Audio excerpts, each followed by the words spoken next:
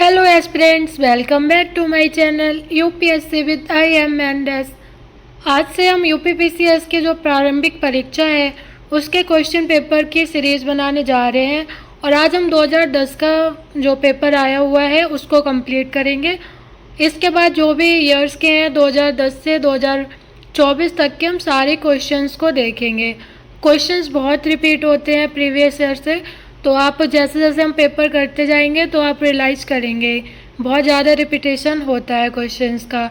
इससे पहले के जो भी हैं 2000 से 2010 के बीच, उनका हम अलग से एक दो वीडियो में कवर कर लेंगे। जो भी फैक्चुअल इन्फॉर्मेशन होगी उन पेपर से उनको हम नोट डाउन करके और एक दो लेक्चर में कंप्लीट कर लेंगे।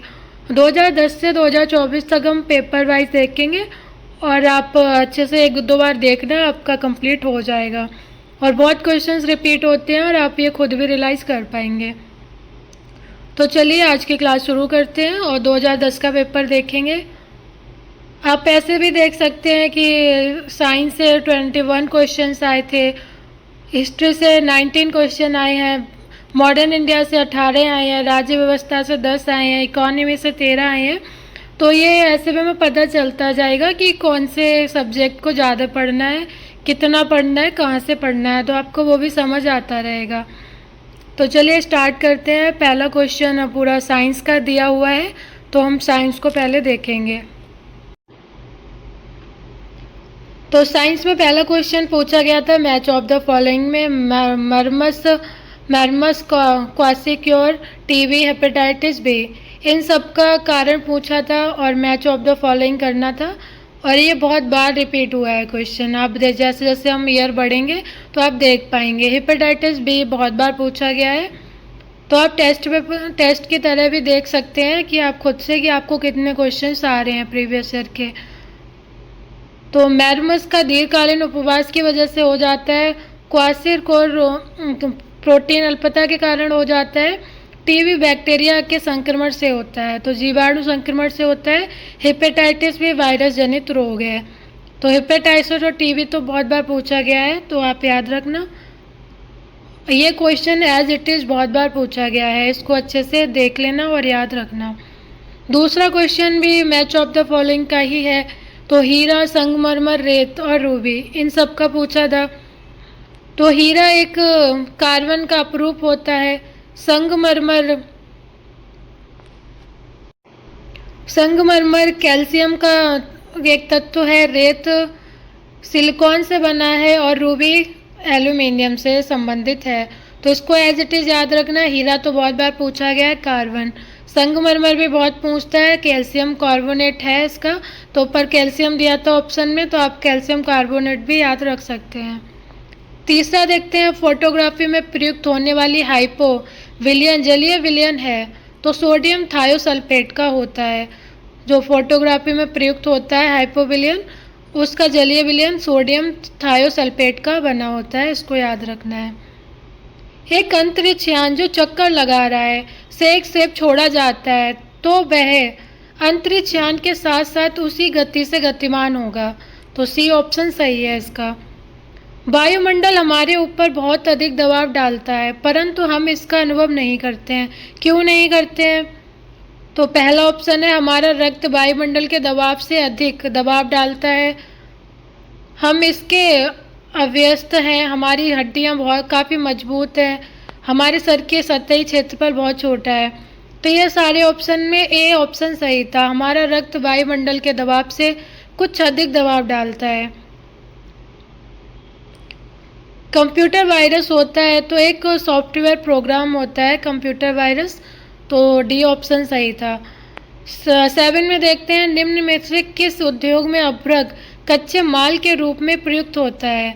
तो विद्युत में अभ्रक कच्चे माल के रूप में प्रयुक्त होता है, तो एज इट इज याद रखना, विद्युत में कच्चा माल अभ्रक, तो इसको याद रखना, बहुत बार पूछा गया है। अभ्रक विद्युत से संबंधित है, इलेक्ट्रिसिटी से।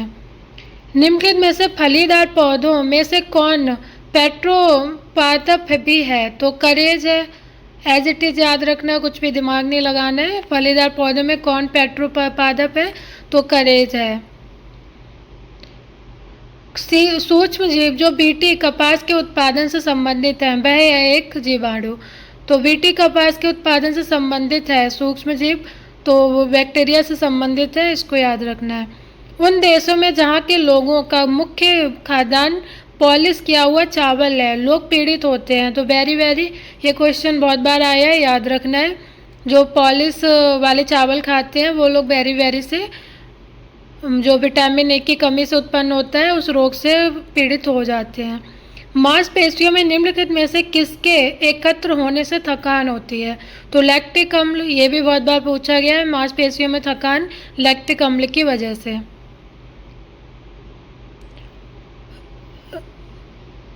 ये क्वेश्चन देखते हैं, निम्नलिखित में से कौन एक सुमेलित नहीं है? तो जीन संबंधन एवं पुनर्योगज डीएनए प्रौद्योगिकी आनुवंशिक अभियंत्रण।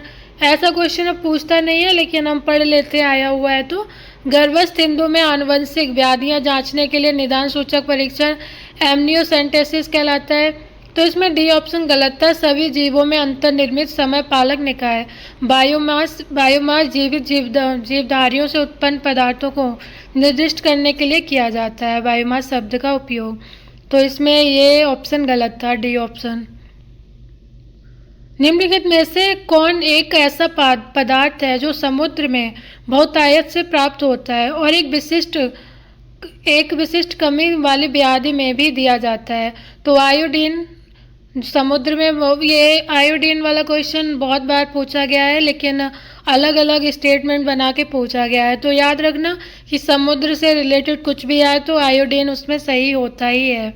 तो जो समुद्र में बहुतायत में प्राप्त होता है, और आयरन के थायरोक्सिन के उत्पादन के लिए भी आयोडीन अनिवार्य होता है। तो इसको याद रखना है, थायरोक्सिन के उत्पादन के लिए आयोडीन अनिवार्य है। तो इसमें डी ऑप्शन सही था। साल्क टीका निम्नलिखित में से किस व्याधि से संबंधित है? तो पोलियो से संबंधित है। एज इट इज याद रखना, साल्क टीका पोलियो से संबंधित, पोलियो वायरस जनित है, यह भी याद रखना है। निम्नलिखित यौगिकों में से कौन सा एक शांतिकारक औषधि के रूप में प्रयुक्त होता है? तो पोटेशियम ब्रोमाइड का उपयोग नींद लाने की दवा के रूप में प्रयोग किया जाता है। तो इसको याद रखना है, शांतिकारक औषधि के रूप में या नींद लाने वाली दवा के रूप में पोटेशियम ब्रोमाइड का उपयोग किया जाता है। हाइड्रोजन बम निम्नलिखित में से किस सिद्धांत पर आधारित है? तो अनियंत्रित संगलन अभिक्रिया से संबंधित है। बहुत बार ये क्वेश्चन पूछा गया है कि नाभिकीय संलयन भी दिया रहता है, तो हाइड्रोजन बम से संबंधित ही होता है। यहाँ भी दिया है, यह नाभिकीय संलयन अभिक्रिया पर आधारित है। हाइड्रोजन बम अनियंत्रित श्रृंखला पर आधारित होती है।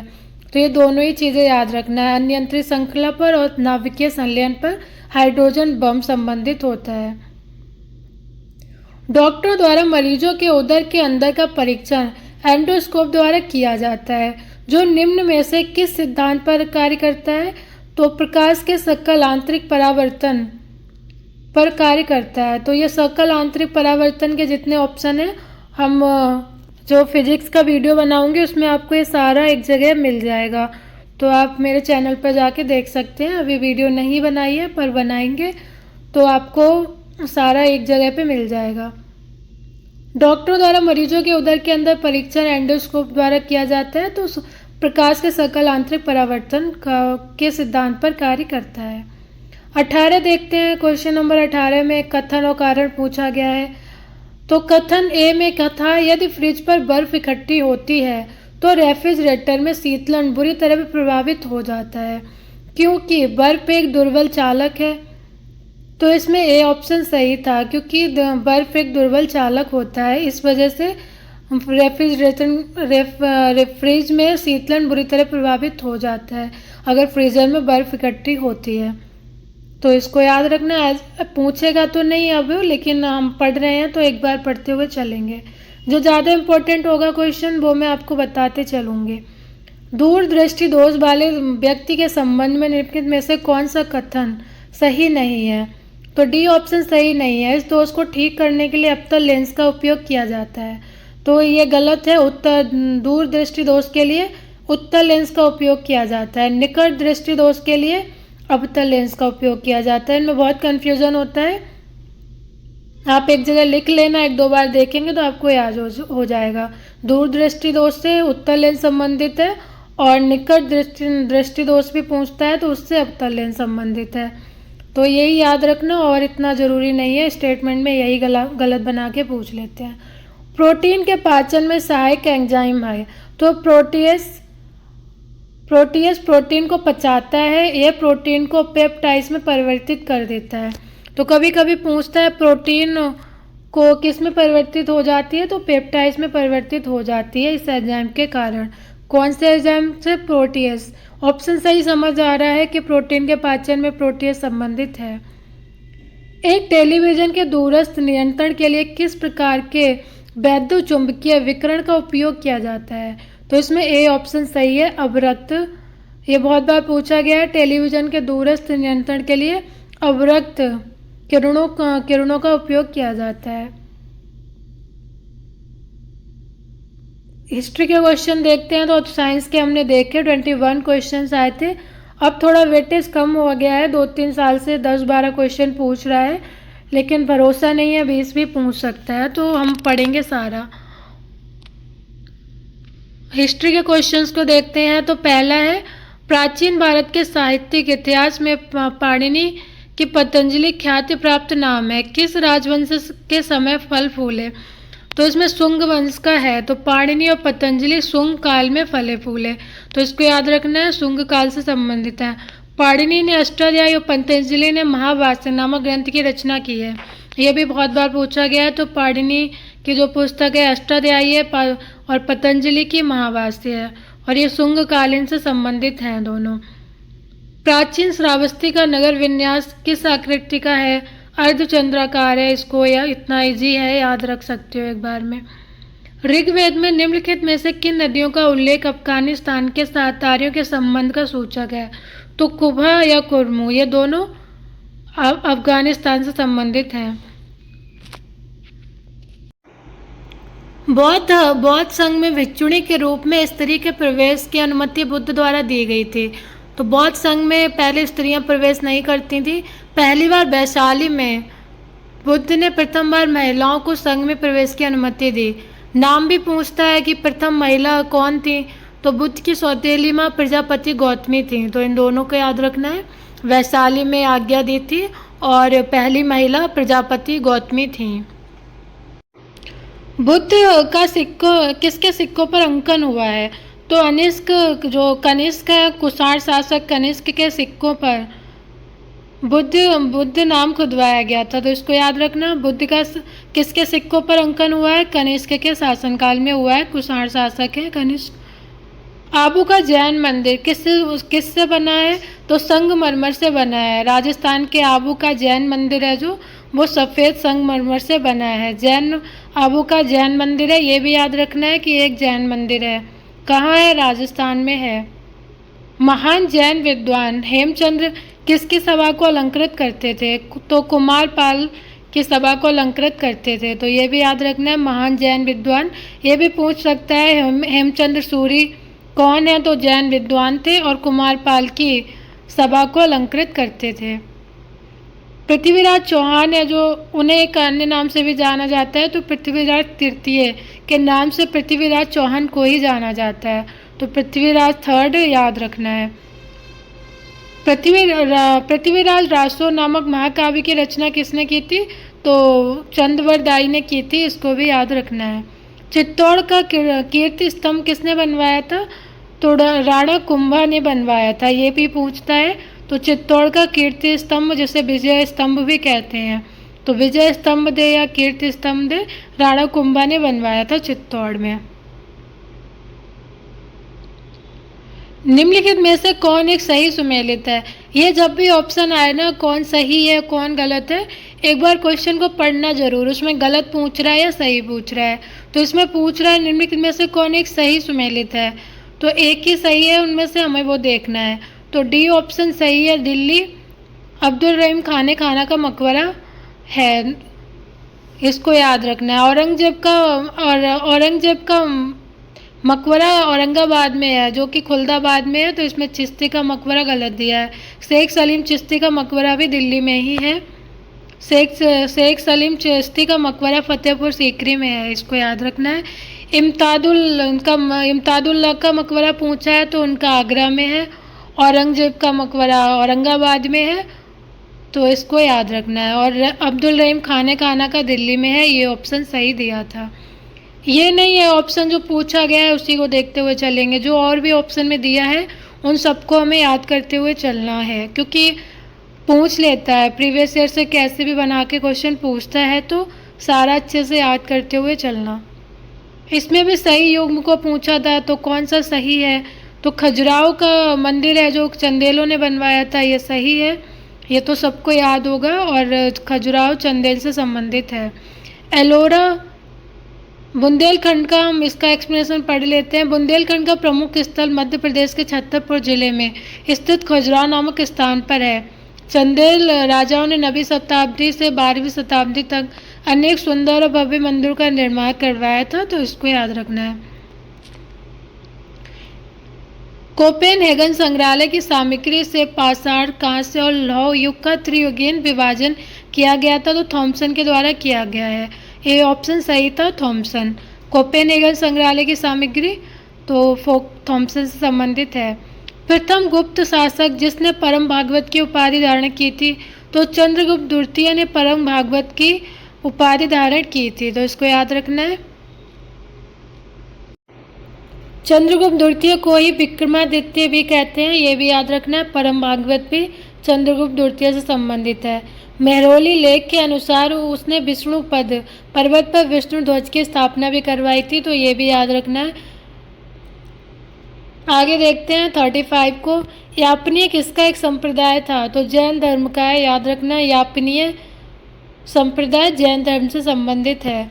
गीत गोविंद के रचयिता जयदेव हैं, तो गीत गोविंद जयदेव।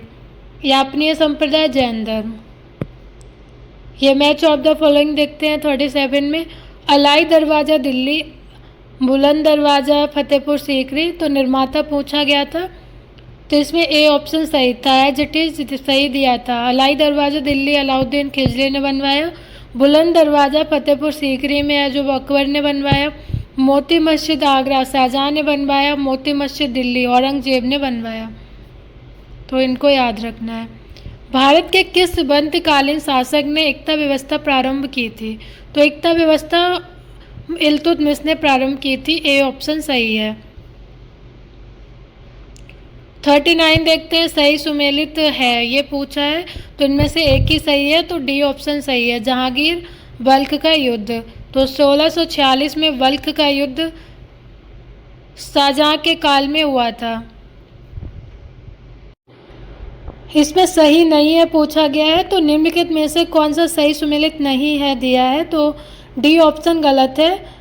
बल्ख का युद्ध शाहजहाँ के कार्यकाल से संबंधित है। बाबर का युद्ध, बाबर ने खानवा का युद्ध किया है। हुमायूं ने चौसा का युद्ध, अकबर ने हल्दी घाटी का युद्ध से संबंधित है, पर जहांगीर वाला ऑप्शन गलत था, तो इसको याद रखना है।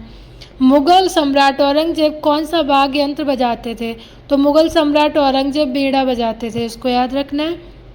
तो हमने देखा एंशियंट हिस्ट्री और मिडेवल से भी 15 क्वेश्चंस आए हुए हैं, और अब हम मॉडर्न इंडिया देखते हैं, तो 41 से मॉडर्न इंडिया शुरू हो रहा है। इंडिया डिवाइडेड पुस्तक के लेखक कौन है, तो राजेंद्र प्रसाद हैं, इसको याद रखना है। India divided Rajendra Prasad. निम्नलिखित इसमें भी मैच ऑफ द फॉलोइंग पूछा था, तो बुक्स हैं और उनके अथर दिए हैं, उनको देखते हैं। बंकिम चंद्र चटर्जी, ये तो सबको याद होगा, और माइकल मधुसूदन दास, रविंद्रनाथ टैगोर, सरोजनी नायडू, तो एज इट इज सही दिया था। 1 2 3 4 सही है, तो बंकिम चंद्र चटर्जी आनंद मठ, सरोजनी नायडू ब्रोकन विंग, रविंद्रनाथ टैगोर गोरा, और मधुसूदन दत्त दास कैप्टिव लेडी, तो इसको याद रखना है।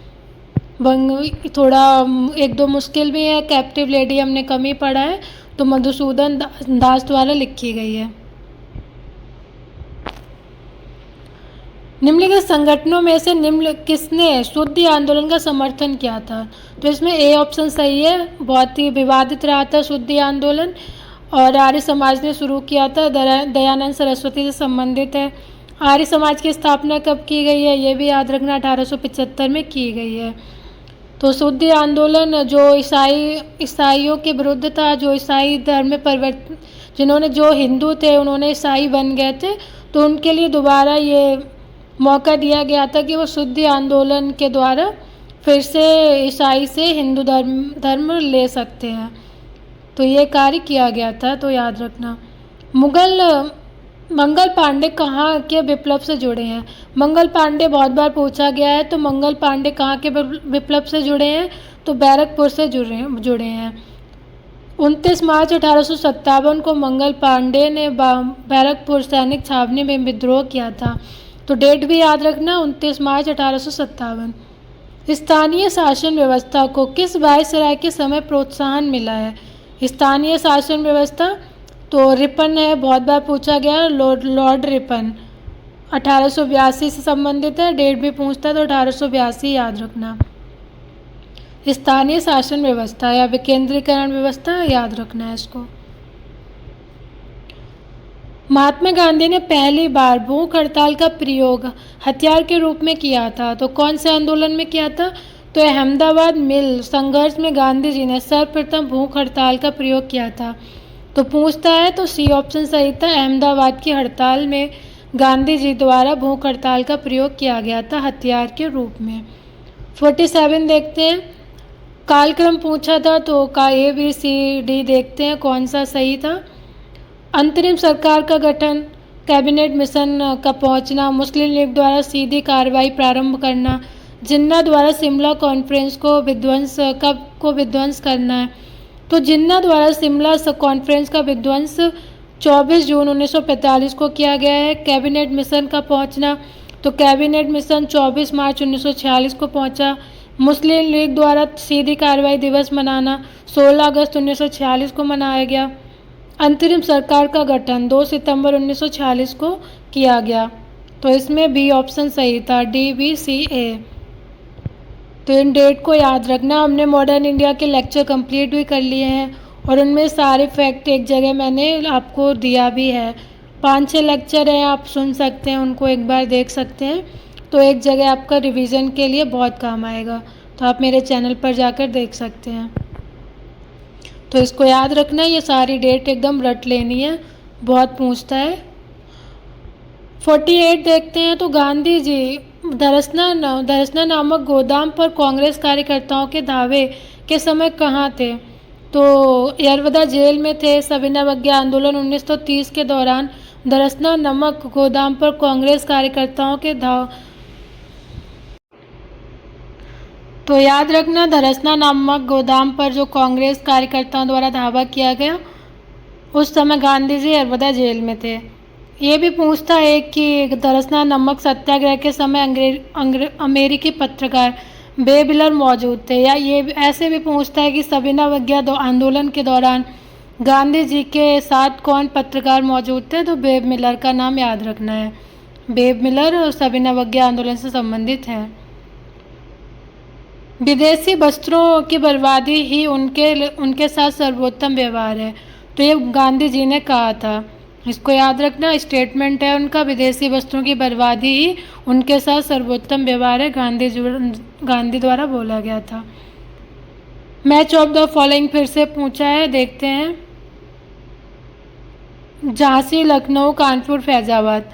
तो झांसी का सबको पता है, रानी लक्ष्मीबाई। लखनऊ का भी जी है, बेगम हजरत महल। कानपुर का याद रखना, अजीमुल्ला खां या नाना साहेब जो थे वो भी कानपुर से ही संबंधित थे। तो इसमें अजीमुल्ला खां ऑप्शन में है, तो वो सही है। फैजाबाद याद रखना, मौलवी अहमद शाह संबंधित है। 51 देखते हैं। तो 51 में भी मैच ऑफ द फॉलोइंग पूछा गया था। ए था कुकी विद्रोह, बी कूका विद्रोह, पाबना विद्रोह, बिरसा मुंडा विद्रोह। ये हमने जो लेक्चर किए हैं मॉडर्न इंडिया के, उसमें मैंने सारा विद्रोह एक जगह आप लोगों को पढ़ाया है, तो आप वहाँ से भी इनको रिवीजन कर सकते हैं। कुकी विद्रोह तो कुकी विद्रोह त्रिपुरा से संबंधित है, कुका विद्रोह पंजाब से संबंधित है, पाबना कृषक विद्रोह ये बंगाल से संबंधित है, बिरसा मुंडा विद्रोह बिहार से संबंधित है। तो इनको याद रखना है। कुका और कुकी में कंफ्यूज नहीं होना है। कुकी त्रिपुरा से संबंधित है और कुका पंजाब से संबंधित है। 52 देखते हैं, निम्नलिखित में से किस एक आंदोलन के साथ अरुणा आसफ अली जुड़ी हुई हैं? तो भारत छोड़ो आंदोलन के साथ अरुणा आसफ अली जुड़ी हुई हैं। तो अरुणा आसफ अली, उषा मेहता, जयप्रकाश नारायण ये सभी बड़े नेता 1942 में भारत छोड़ो आंदोलन के नेतृत्व की वजह से गिरफ्तार किए गए थे। तो याद रखना है तीनों का नाम। 53 देखते हैं, तो इसमें सही सुमेलित नहीं है पूछा था, तो इसमें सी ऑप्शन सही था। K Aziz, the man who divided India ये रफ़ीक जकारिया की पुस्तक थी, ना कि अजीज की। तो इसको याद रखना है। The man who divided India Rafiq की पुस्तक है। Larry Collins and Dominique Lapierre freedom and midnight की है। Maulana Abdul Kalam Azad India wins freedom सही है ये। और दुर्गा दास द्वारा India from Curzon to and after ये दुर्गा दास की है। तो इनको भी याद रखना है। 54 देखते हैं, इसमें कथन कारण पूछा गया था। कांग्रेस ने साइमन आयोग का बहिष्कार किया था, क्यों? क्योंकि साइमन कमीशन में एक भी भारतीय सदस्य नहीं था। तो इसमें ए ऑप्शन सही है, सही व्याख्या कर रहा है। कथन कारण में हमेशा क्योंकि लगा के क्वेश्चन को करके देखना है, तो आपको लिंक बनाने में आसानी होगी कि ऑप्शन सही है या गलत। तो इसमें ए ऑप्शन सही था। निम्नलिखित में से होम रूल आंदोलन से नहीं जुड़ा था। तो CR दास जो चित्तरंजन दास हैं वो होम रूल आंदोलन से नहीं जुड़े हैं।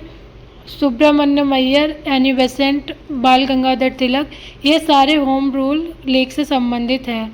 CR दास ने स्वराज दल की स्थापना की थी, इसको भी याद रखना है। स्वराज दल की स्थापना CR दास और मोतीलाल नेहरू द्वारा की गई थी। 1923 में की गई थी। आगे हम पढ़ेंगे, कहीं ना कहीं पे पूछा गया होगा ये भी। भारतीय राष्ट्रीय आंदोलन से संबंधित निम्नलिखित घटनाओं को पढ़ें और नीचे दिए गए कूट से घटनाओं के सही कालक्रम का पता लगाएं। तो इसमें ए ऑप्शन सही था, 1, 3, 4, 5। क्रिप्स मिशन कब आया? 1942 में, मार्च 1942 में। कैबिनेट मिशन 1946 से संबंधित है। भारत छोड़ो आंदोलन 1942 से। और बेवेल ऑफर 19 जून 1945 से संबंधित है। जो बेवेल योजना है इसी से संबंधित शिमला सम्मेलन भी एक है। शिमला सम्मेलन हुआ था, बेवेल योजना से संबंधित था जो। तो याद रखना है ये सबको। भारतीय स्वाधीनता आंदोलन का सरकारी इतिहासकार कौन था? तो SN सेन थे, वो 1857 के भारतीय स्वतंत्रता आंदोलन के सरकारी इतिहासकार थे। इन्होंने इनकी पुस्तक थी 1857 1957 में प्रकाशित हुई है। याद रखना, पूछ लेता है कभी कभी। किसने असहयोग आंदोलन को समर्थन किया परंतु इसके परिणाम नहीं देख सके? तो बाल गंगाधर तिलक ने असहयोग आंदोलन को समर्थन किया था, लेकिन उनकी 1 अगस्त 1920 को मृत्यु हो गई थी। तो इसको याद रखना है। राज्य व्यवस्था के क्वेश्चन देखते हैं। तो पॉलिटी के क्या क्या क्वेश्चंस आए थे उनको भी देखते हैं। इसमें भी मैच ऑफ द फॉलोइंग पूछा था। अनुच्छेद 14, आर्टिकल 36, आर्टिकल 74, आर्टिकल 368। तो 14 सबको ही याद होगा, समानता का अधिकार से संबंधित है। 368 संशोधन प्रक्रिया से संबंधित है। 74 मंत्रिपरिषद से संबंधित है। 36 नीति निर्देशक तत्व से संबंधित है। इसको एज इट इज याद रखना है। पंचायतों और नगर पालिकाओं के संबंध में भारतीय संविधान में किस वर्ष प्रावधान किया गया? तो 1993 में 73वां और 74वां संविधान संशोधन आया था। तो 73वां पंचायतों से संबंधित था और 74वां संविधान संशोधन नगर पालिका से संबंधित था, जो कि 1993 में ही आए थे। प्रोटेम स्पीकर का कर्तव्य होता है, तो इसमें पूछा गया था, तो बी ऑप्शन सही था, सदस्यों को शपथ दिलाना। प्रोटेम स्पीकर का मुख्य कार्य यही है, सदस्यों को शपथ दिलाना। तो प्रोटेम स्पीकर के रूप में चुना जाता है जो लोकसभा के चुनाव के पूर्व सदन के सामान्यतः सर्वाधिक वरिष्ठ सदस्य जो होता है तो उसको प्रोटेम स्पीकर चुना जाता है। उत्तर प्रदेश लोक सेवा आयोग के व्यय किस निधि पर भारित हैं? तो राज्य की संचित निधि पर है। जो भी आयोग होते हैं राज्य के, वो राज्य के संचित निधि पर ही आधारित होते हैं उनका व्यय, तो इसको याद रखना है।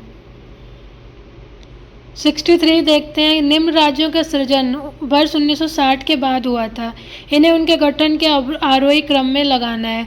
तो इन सबको एकदम रट लेना है। इसमें जो भी अभी इसमें 4 ही दिए हैं, धीरे धीरे हम सबका पढ़ेंगे तो आपको एकदम आपके नोट्स हैं वहाँ से भी एकदम रट लेना है, बहुत पूछता है ये। तो हरियाणा, सिक्किम, नागालैंड, मेघालय। तो इनमें सबसे पहले 1960 से 1961 में नागालैंड राज्य का निर्माण हुआ, 1966 में हरियाणा का हुआ, 1972 में मेघालय का हुआ और 1975 में सिक्किम का हुआ। तो सबसे बाद में सिक्किम का हुआ है इन 4 में से, तो सी ऑप्शन सही था। ध्यानाकर्षण सूचना के प्रावधान ने निम्नलिखित में से किसके क्षेत्रों को सीमित किया है? तो सी ऑप्शन सही था, स्थगन प्रस्ताव। एज इट इज याद रखना है इसको, और डीपली हम पॉलिटी में पढ़ेंगे। निम्न में से कौन एक रिट न्यायालय से कार्यवाही लंबित होने की दशा में लागू की जाती है? तो प्रतिषेध याद रखना। एक रिट न्यायालय में कार्यवाही लंबित होने की दशा में लागू की जाती है, तो प्रतिषेध किया जाता है, प्रोहिबिशन। एज इट इज याद रखना है। भारतीय संविधान की प्रस्तावना में पंथ निरपेक्ष शब्द जोड़ा गया था, सबको याद है 42वें संशोधन द्वारा जो कि 1976 में आया था। समाजवादी, पंथ निरपेक्ष और अखंडता 3 शब्द जोड़े गए थे, इन तीनों को याद रखना है। समाजवादी, पंथ निरपेक्ष और अखंडता ये मूल संविधान में नहीं थे, इन्हें 42वें संविधान संशोधन द्वारा जोड़ा गया था। निम्नलिखित में से किस समिति ने राज्यसभा प्रतिनिधित्व नहीं होता है? तो किस आकलन समिति इसमें गलत था, ऑप्शन सी ऑप्शन सही है। प्राक्कलन समिति में लोकसभा के 30 सदस्य होते हैं, लोक लेखा समिति में 22 सदस्य होते हैं, इसको भी याद रखना है। और इन दोनों का बहुत पूछता है, सार्वजनिक उपक्रम में लोकसभा राज्यसभा दोनों के सदस्य होते हैं, बस प्राक्कलन समिति में सारे सदस्य लोकसभा के होते हैं, इसको भी याद रखना है। 68 देखते हैं, भारत के किस प्रांत में सर्वप्रथम साम्यवादी सरकार की स्थापना हुई थी? तो साम्यवादी सरकार की स्थापना केरल में सबसे पहले हुई थी 1957 में, तो इसको याद रखना है।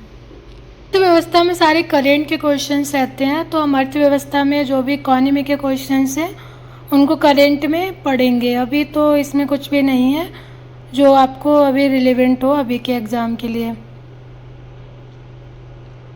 तो हम इकोनॉमी छोड़ देते हैं, कुछ भी है नहीं। एक ये याद रख सकते हैं, विशेष आर्थिक क्षेत्र या सेज के इस पे एक्ट कब बना था?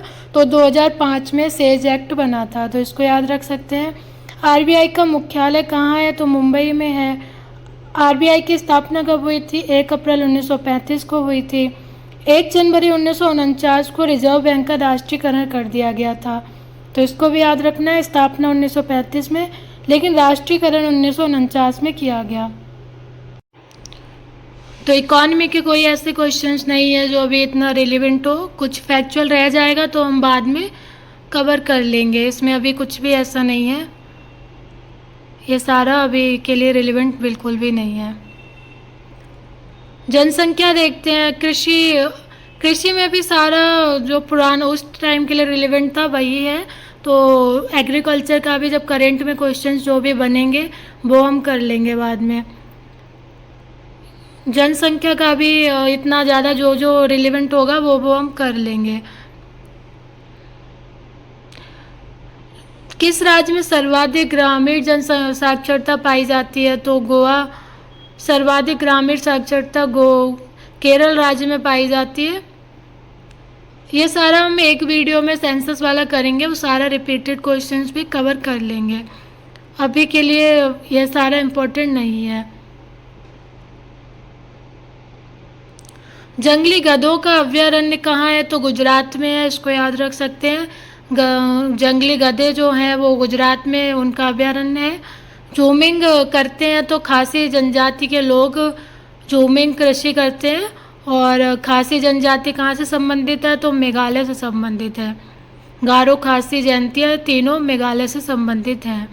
निम्नलिखित में से कौन सी नदी रिफ्ट घाटी से होकर बहती है, तो नर्मदा नदी रिफ्ट घाटी से होकर बहती है, इसको याद रखना है। सतपुड़ा और विंध्य के बीच बहती है, ये भी याद रखना है। मीथेन कि जिसके वायुमंडल में उपस्थित है वह बृहस्पति है, तो इसको याद रखना है कि बृहस्पति ग्रह है जो उसमें मीथेन गैस की उपस्थिति दर्ज की गई है। हाइड्रोजन और हीलियम की भी प्रधानता है वहाँ, तो मीथेन, हाइड्रोजन, हीलियम ये सारी बृहस्पति ग्रह पर पाई जाती हैं। और सारी करेंट के यहाँ जो अभी के लिए बिल्कुल रिलेवेंट नहीं है। 101 देखते हैं, तो सिल्वर लवड़ों में से किसको कृत्रिम वर्षा उत्पन्न करने के लिए प्रयुक्त किया जाता है, तो सिल्वर आयोडाइड कृत्रिम वर्षा उत्पन्न करने के लिए प्रयुक्त होता है, तो सिल्वर आयोडाइड याद रखना, बहुत बार पूछा गया है, कृत्रिम वर्षा से संबंधित है। उत्तरी ध्रुव प्रकाश के लिए वायुमंडल की कौन सी परत जिम्मेदार है, तो आयन मंडल जिम्मेदार है, आयनोस्फीयर याद रखना। उत्तरी ध्रुवीय प्रकाश के लिए वायुमंडल की कौन सी परत जिम्मेदार है, तो आयन मंडल, आयनोस्फीयर। 90 डिग्री पूर्व कटक भारतीय महासागर में अवस्थित है, तो याद रखना है भारतीय महासागर या हिंद महासागर में अवस्थित है 90 डिग्री पूर्व कटक। निम्नलिखित में से कौन भूमध्य रेखा पर अवस्थित है, तो कोलंबिया और केन्या भूमध्य रेखा पर अवस्थित है। यह सारा जब हम ज्योग्राफी का घटना चक्र का जो वीडियो शॉर्ट में देखेंगे उनमें कवर कर लेंगे, जो और कंट्री कवर करते हैं भूमध्य रेखा को। तो 13 कंट्री हैं जो एक, चलिए आगे देखते हैं। निम्नलिखित में से पूर्वी द्वीप समूह का कौन सा द्वीप 3 देशों में विभाजित है, तो बोर्नियो ऑस्ट्रेलिया के उत्तर में स्थित है। यह द्वीप 3 देशों इंडोनेशिया, मलेशिया और ब्रुनई में विभाजित है, तो इसको याद रखना। इंडोनेशिया में सबसे ज़्यादा परसेंट है, इसलिए हमें यही याद रहता है कि बोर्नियो इंडोनेशिया का द्वीप है, लेकिन इसका यह 3 देशों में विभाजित है, इंडोनेशिया, मलेशिया और ब्रुनई। रूर बेसिन प्रसिद्ध औद्योगिक क्षेत्र जर्मनी का है, बहुत बार पूछा गया है, मैच ऑफ द फॉलोइंग में भी पूछा गया है, तो रूर बेसिन प्रसिद्ध औद्योगिक क्षेत्र जर्मनी का है। मैच ऑफ द फॉलोइंग देखते हैं, तो एटना ज्वालम वोल्केनो है, इटली से संबंधित है। विसुवियस सिसिली द्वीप है जो इटली का ही है, लेकिन अभी सिसिली दिया है तो सिसिली को पढ़ेंगे। इरेवियस रॉस द्वीप अंटार्कटिका में है। कोटोपैक्सी इक्वाडोर में पाया जाता है। ये सारे वोल्केनोज हैं, तो इनको याद रखना है, ये बहुत बार पूछा गया है, तो इन चारों को ही याद रखना। 108 देखते हैं, किस मृदा को कम सिंचाई की आवश्यकता होती है, क्योंकि वह मृदा नमी को रोक कर रखती है। तो काली मृदा है वो, उसमें कम सिंचाई की आवश्यकता होती है और वो मृदा में नमी को रोक कर रखती है, तो इसको याद रखना है, काली मिट्टी। एक ऐसे क्षेत्र में जहाँ वार्षिक वर्षा 200 सेंटीमीटर से अधिक होती है और ढलाव पहाड़ी स्थल है, किसकी खेती अविष्ट होगी, तो चाय की होगी। ये भी याद रखना, चाय के लिए 200 सेंटीमीटर वर्षा की आवश्यकता होती है, तो इसको भी याद रखना है, अलग भी पूछ सकता है। ये सारे करंट अफेयर्स के क्वेश्चंस हैं जो अभी तो बिल्कुल भी नहीं आएंगे, तो इनको भी हम छोड़ देते हैं।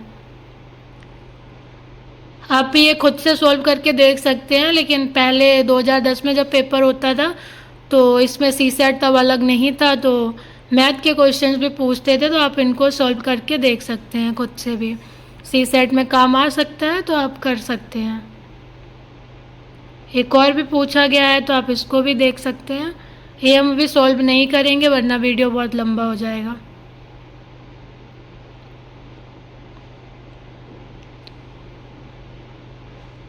खेल कूद ये सारा, ये अब करंट से रिलेट करके हम बाद में पढ़ेंगे, अभी कुछ भी नहीं आएगा इनमें से।